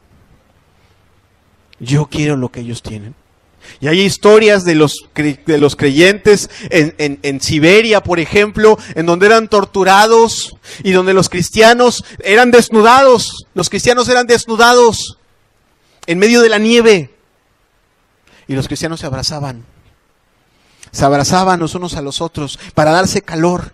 Y de repente empezaban a caer los que estaban más fuera del círculo. Empezaban a caer unos y empezaban a caer otros. Y los soldados que los estaban torturando lo veían. Pero había tal manifestación de Dios sobre sus vidas que ¿sabes qué empezaron a hacer los soldados? Dejaron sus armas, dejaron sus uniformes y se unieron a ese grupo. que decían, yo quiero lo que estos tienen. Porque hay un Dios vivo en medio de ellos. Y si tú ves, por ejemplo, ese relato en donde están estos 3 jóvenes en Babilonia, en medio del horno de fuego, dice el relato que el rey no veía a 3, sino que veía a 4 y danzaban. Y si tú lees el relato te vas a dar cuenta que este hombre termina reconociendo, no hay Dios sobre la tierra, sino este Dios. Porque en medio del sufrimiento se conoce al Dios vivo y verdadero. Amén. Una palabra más de aliento. Dice el versículo Apocalipsis 2:11, dice, el que venciere, en la segunda parte dice, el que venciere no sufrirá el daño de la segunda muerte. Amados, tenemos que tener claro que que la Biblia no es un libro de filosofía, sino que habla verdades claras, y esa segunda muerte a la que se refiere la Escritura es a lo que existe después de que nosotros muramos. O sea, es real. Tenemos que tener bien claro que tú no necesitas creer en el infierno para amanecer en él. Escúchalo bien, lo digo con todo respeto, por si tú dices, no, es que yo creo que Dios es amor y que no va a condenar a nadie. Estás equivocado, hay que leer la Biblia con cuidado. La Biblia dice, que si Dios es amor también es fuego consumidor, y que Dios premia y que Dios castiga, y nuestra conciencia funciona así, y toda nuestra forma de ser y el diseño que tiene el ser humano es así. Y tú no necesitas tener fe para amanecer en el infierno. Lo único que no necesitas es no tomar decisiones. O sea, eso es lo único que no necesitas. Para amanecer en el infierno no necesitas fe, no necesitas amor, no necesitas orar, no necesitas hacer nada, no necesitas congregarte. Lo único que tienes que hacer es permanecer pasivo. No te arrepientas, no cambies, no busques a Dios y te aseguro que lo vas a conocer. O sea, y eso es lo que la palabra... en esa parte del consuelo, porque para ellos era claro la eternidad. Ellos estaban con sus sentidos despiertos a la eternidad. Para ellos no era un rollo filosófico. Para ellos era una realidad la eternidad. Podían verla, podían palparla. Esa misma presencia de la que te estaba diciendo. Cristo en medio de ellos. Cristo hablando a sus corazones. Para ellos era clara la eternidad. No necesitaban meterle la mano en el infierno y sacarla chamuscada para darse cuenta y entonces sí arrepentirse. No necesitaban eso. O sea, era tal la influencia del Espíritu Santo. Había temor en el corazón de ellos. Y una parte de lo que había en sus corazones que Dios... fíjate, ¿con qué palabras crees que el Espíritu Santo les consolaba? Si tú eres esa iglesia que está siendo maltratada, lastimada, ¿con qué clase de palabras crees que el Señor, entre todas las que ya te he dicho, con cuáles otras les habría consolado? ¿Con cuáles otras guardarían sus corazones? Decía, hay una parte de la Escritura que dice, no os venguéis vosotros mismos. Mía es la venganza.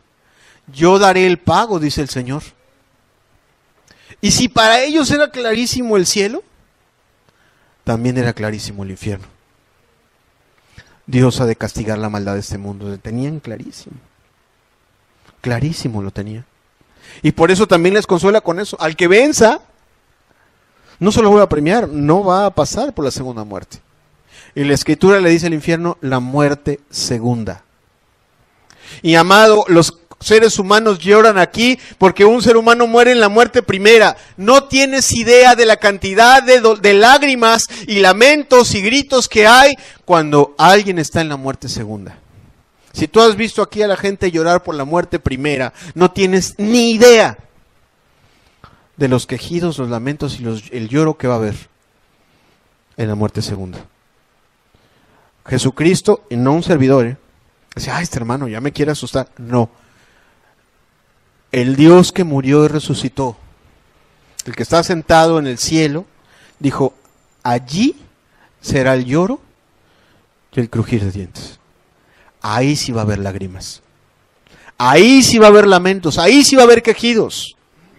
Y yo te decía, y lo digo con respeto a todos ustedes, ¿quieres conocer el infierno?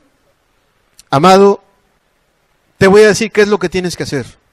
No tomes decisiones, no te vuelvas cristiano. Solo párate regresa a tu casa, prende tu partido de fútbol, ve la cuestión que tienes que ver, ocúpate en tus negocios, ora poco así, con los 3 versículos que oras al día, ahí están bien, que lees un poquito, así una vida sin compromisos, sin humillarte, sin buscar de Dios. Sigue llevando una vida así, light. Y te profetizo, lo vas a conocer. Porque eso no es cristianismo. Ese no es el cristianismo, ni el camino que Jesús nos enseñó. Entonces, perdón, ay, este hermano ya salió el tema. No, el Señor les consuela con eso. El que venciere, al que se porte valiente, al que quiera creer en mí, al que busque mi gracia, al que se porte valiente en medio de las tribulaciones, no sufrirá la segunda muerte. Jesús decía, no temáis a los que matan el cuerpo, y al alma no la pueden matar. Temámosle al que puede matar al alma, el cuerpo, en el infierno. ¿Amén? Bien. Una palabra más. Y esta es una aplicación para nosotros ya. Apocalipsis 2:11 dice, el que tiene oído, oiga lo que el Espíritu dice a las iglesias. Amado, ¿por qué nos tomamos el tiempo para hablar de estas cosas? Porque Dios, a través de lo que le pasó a esta iglesia, a la iglesia de Esmirna, quiere hablarle a esta iglesia. Y quiere hablarle no solo a esta iglesia, o sea, el grupo, a la congregación, quiere hablarte a ti. Quiere hablarte a ti. Porque Dios tiene hijos en forma individual. Dios trata con personas en forma individual.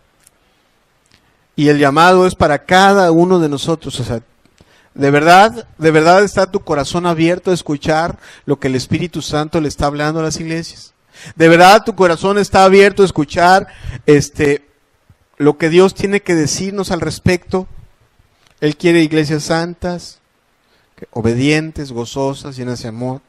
Pero también quiere personas que estén dispuestas a sufrir por Él, a padecer por Él. Amado, de verdad, a ver, tú dices, bueno, está bien, hoy venías a lo mejor animado, dices, ya, ahora sí, ya voy a ser cristiano, ya tengo 3 meses asistiendo a la congregación, yo creo que ya es tiempo, y hoy como que el Señor te recibe diciéndote, pues está bien, pero tienes que tomar la cruz. Vas a tener que portarte cristiano en tu trabajo, vas a tener que dejarte de reírte, vas a dejar que ya no te vas a poder reír de los chistes obscenos de tus compañeros, de tu jefe. Ya no vas a poder hacer tranzas en tu trabajo. Ya a lo mejor tus socios ya no van a querer hacer tranzas. Les vas a tener que decir que tú ya no le entras a las tranzas. Y eso a lo mejor te va a implicar cuestiones de que te rechacen, de que te corran, de que ya no quieran hacer negocios contigo. A lo mejor ya no te van a invitar, tus mejores amigas ya no te van a invitar. Yo recuerdo que un servidor antes de convertirse, a todas las fiestas y a todos los antros lo invitaban, me da vergüenza decirlo, pero el Señor me sacó de lo más vil de este mundo. Y lo digo para gloria de Él. Cuando yo me convertí, pues ya eras el bicho raro. Ya no te invitaban. Y se siente. Y los que te sonreían y te llamaban amigo, ya no te ven como te veían. ¿Estás dispuesto? ¿Estás dispuesto a sufrir, a padecer, a tomar tu cruz por Jesucristo? Digo, Jesús es bien claro, ¿verdad? El que quiera venir en pos de mí, tome su cruz y sígame. ¿Sí o no? Entonces, ¿estás dispuesto? ¿Estás en esa situación? ¿Estás entendido de lo que acabamos de decir? Y que si has de sufrir no ha de ser para siempre. También toma el consuelo que el Señor le dio a estas iglesias. O sea, Él dijo, el primero y el último. O sea, el que murió y resucitó, el que estaba antes de tus aflicciones y el que estará después de tus aflicciones. A ti tus aflicciones se te hacen una eternidad. Amado, la eternidad es otra cosa. Y la eternidad con Cristo es preciosa. Entonces, los que amamos a Cristo, dejémonos consolar por sus promesas. Afirmemos nuestros corazones, se nos llama a permanecer fieles, valientes, a soportar, a darle gloria a Dios en las aflicciones, nada de estarme quejando, nada de decir, no, a mí no me amen, yo aquí solo, yo en mi monasterio, solo Cristo y yo. Qué errado estás, amado, qué errado estás, así no es. Cuando Pablo estaba enfermo, le escribe a la iglesia, y no me rechazaste por la prueba que tenía en mi cuerpo. O sea, ¿qué era Pablo? Pablo se dejaba amar por la iglesia. ¿Cuántos dicen amén? O sea, eso es lo que dice la Escritura. Los que conocen la Escritura saben lo que yo estoy diciendo. Cuando Pablo estuvo enfermo, Pablo no se fue a su monasterio. Pablo se dejó amar por la iglesia. Porque era un hombre humilde. ¿Ok? O sea, presentó en todo momento, en medio de sus aflicciones, la actitud correcta. Bien, ¿estarás tú dispuesto a decir, sí, Señor? Cuando me toque consolar al débil, lo haré. Pero cuando tú permitas que yo padezca, me dejaré consolar. Me dejaré servir. No voy a estar ahí de terco, no me vas a lavar los pies, Señor. Como lo hacían los discípulos. No, a mí no me vas a... Si no te lavas los pies, no hay nada. ¿Te vas a dejar lavar los pies o no? Cuando te toque ser débil, cuando te toque no hacer misericordia, sino que contigo hagan misericordia, ¿vas a hacer a un lado la soberbia de tu corazón y te vas a dejar amar y te vas a dejar consolar? Porque también en esa actitud se le da gloria a Dios o se le deshonra a Dios. ¿Cuántos dicen amén a eso? ¿Ok?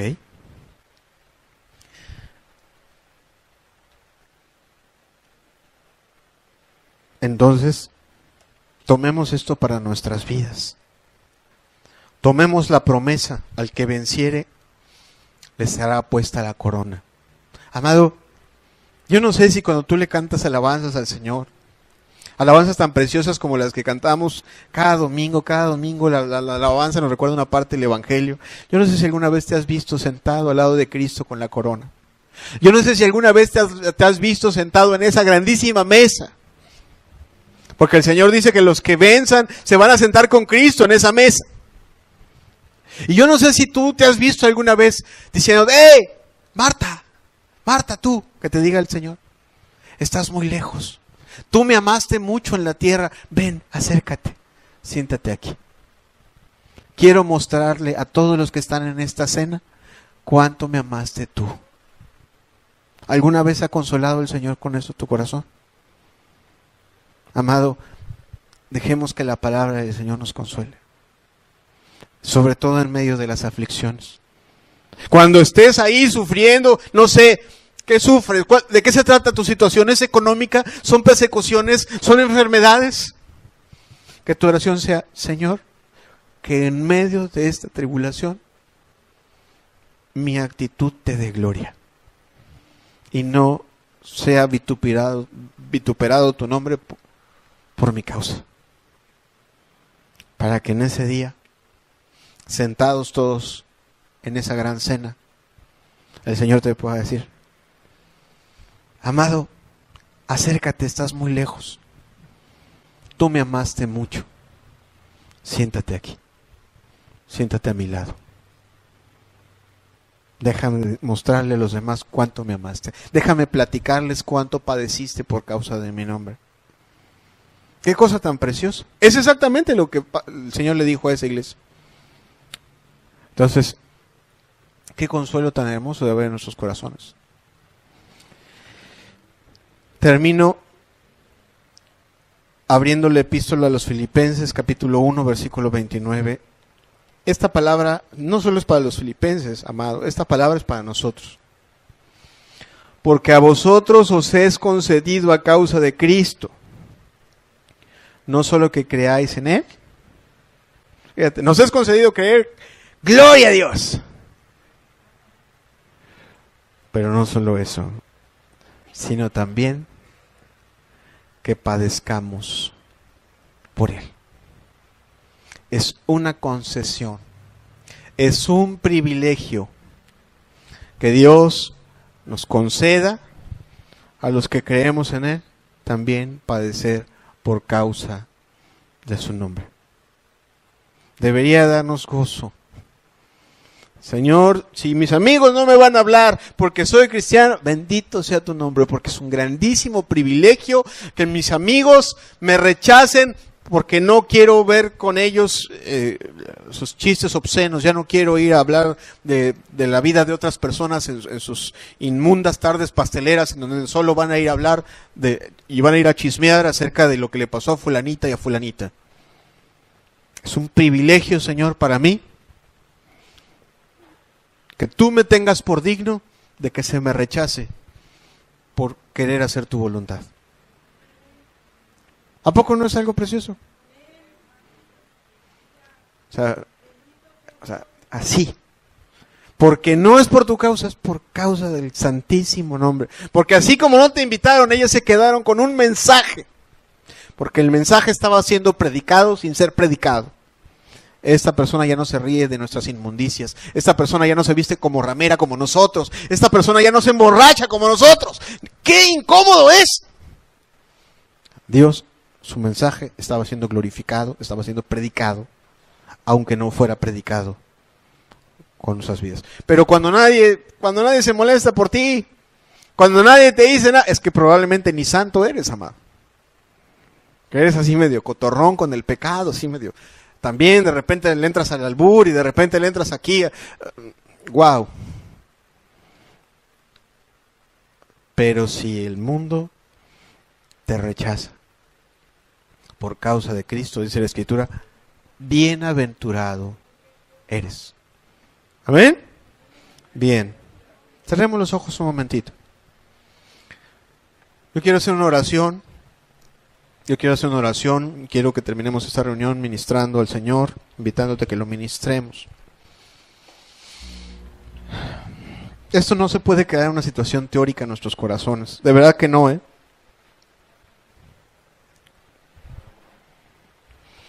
Cuando yo era un joven convertido y cuando yo veía que los cristianos padecían, mi corazón se aterraba.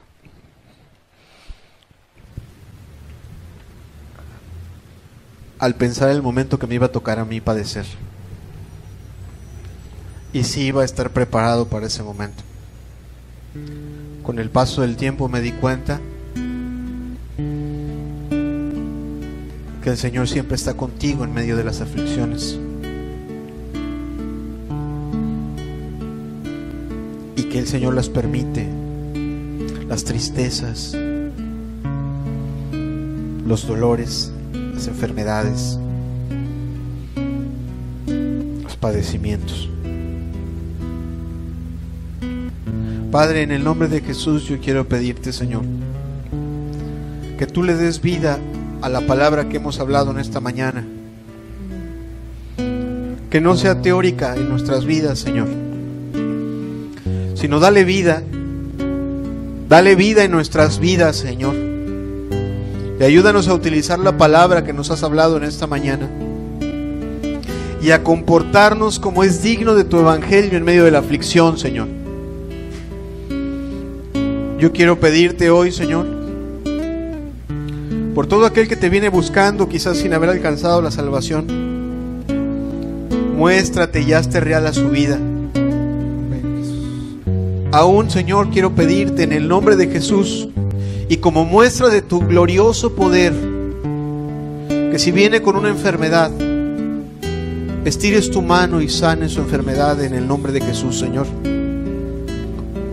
para que Él sepa y entienda que hay Dios en los cielos, Señor. Hoy quiero pedirte por todos los que están enfermos en este día, Padre, porque tú estires tu mano, Señor, porque tú no solo llevaste en la cruz nuestros pecados, sino también llevaste nuestras enfermedades, Señor. Te pido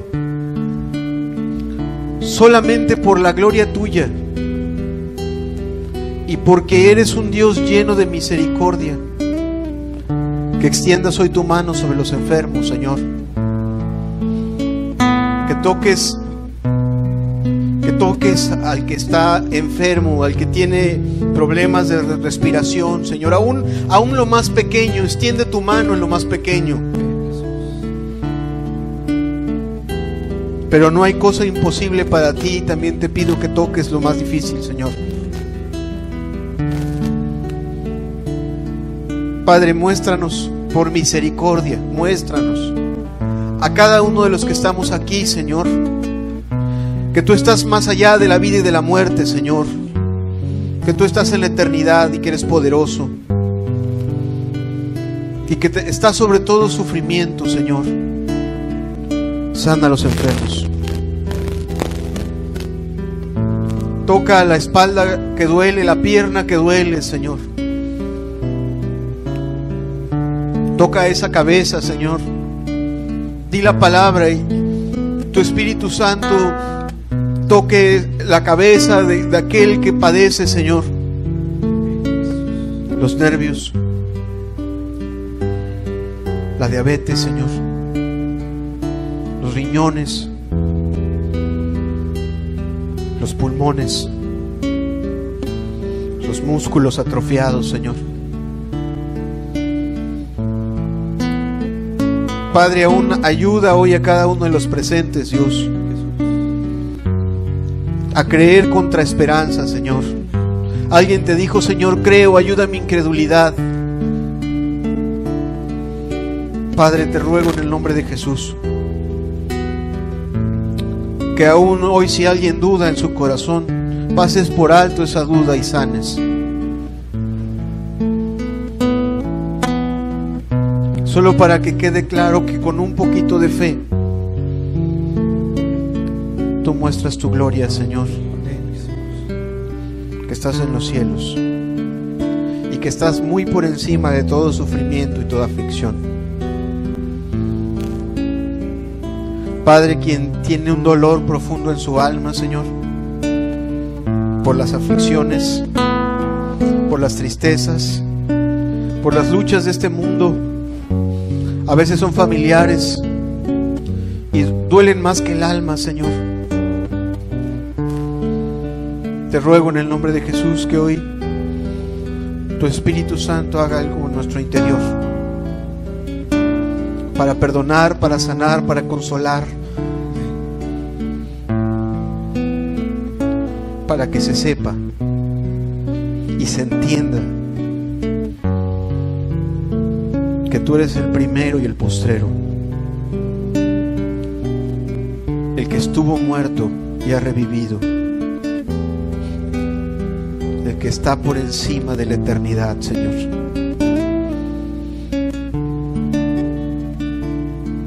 Oh Padre, ayúdanos a confiar en ti. Ayúdanos a confiar en ti, ayuda a cada uno. Perfecciona a tu iglesia como tú quieres, Señor. Y si tú has escogido el camino de la aflicción, hágase tu voluntad en nuestras vidas. Pero que cada aflicción lleve a la humildad, y que cada humildad lleve a la oración, y que cada oración lleve a la búsqueda de tu gracia, y que cada gracia fortalezca la paciencia, Señor, y que la paciencia haga permanecer en la fe, Señor, y que la fe produzca santidad, Señor, y que la santidad produzca alabanza a tu nombre, Dios amado, como dice tu Escritura.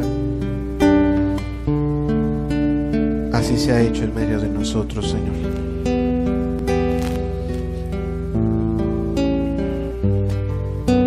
Ministremos un momento al Señor. Si quieres cantar estos cantos, cántalos conmigo. Si no, ora. Pídele al Señor, platícale tu preocupación, platícale de tu enfermedad, platícale de tu aflicción. Él está aquí en medio de nosotros.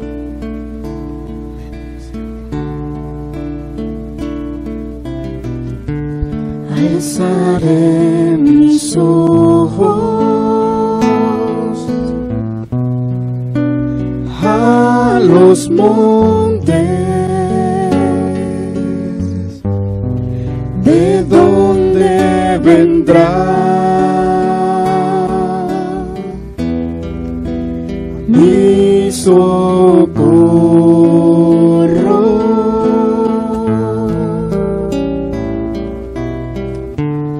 mi socorro viene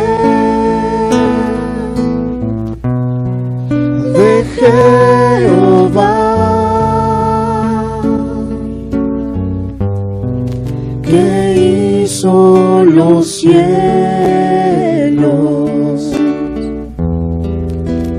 y la tierra.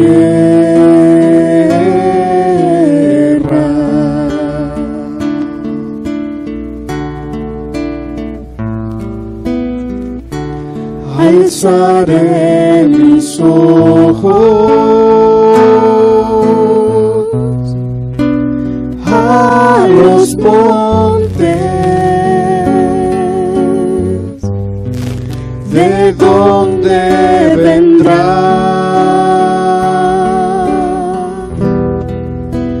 mi socorro?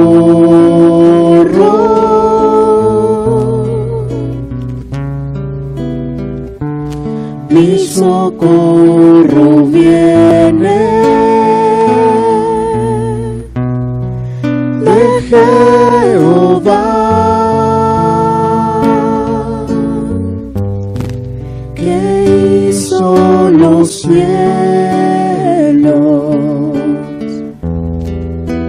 y la tierra.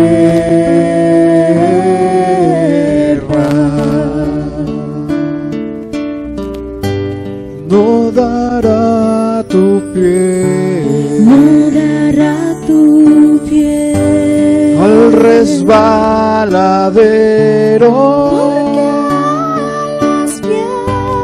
ni se dormirá,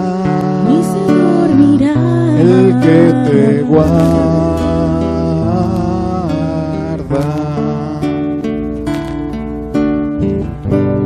No dará tu pie, no dará tu pie al resbaladero,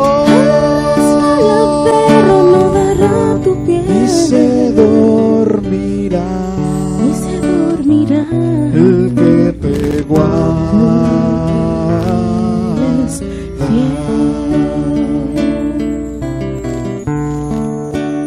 Jehová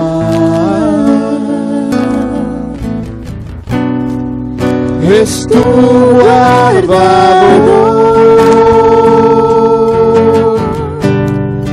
Jehová es tu sombra, a tu mano derecha.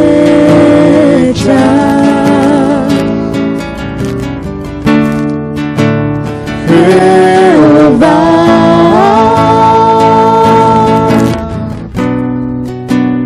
guarda tu alma desde ahora y para siempre.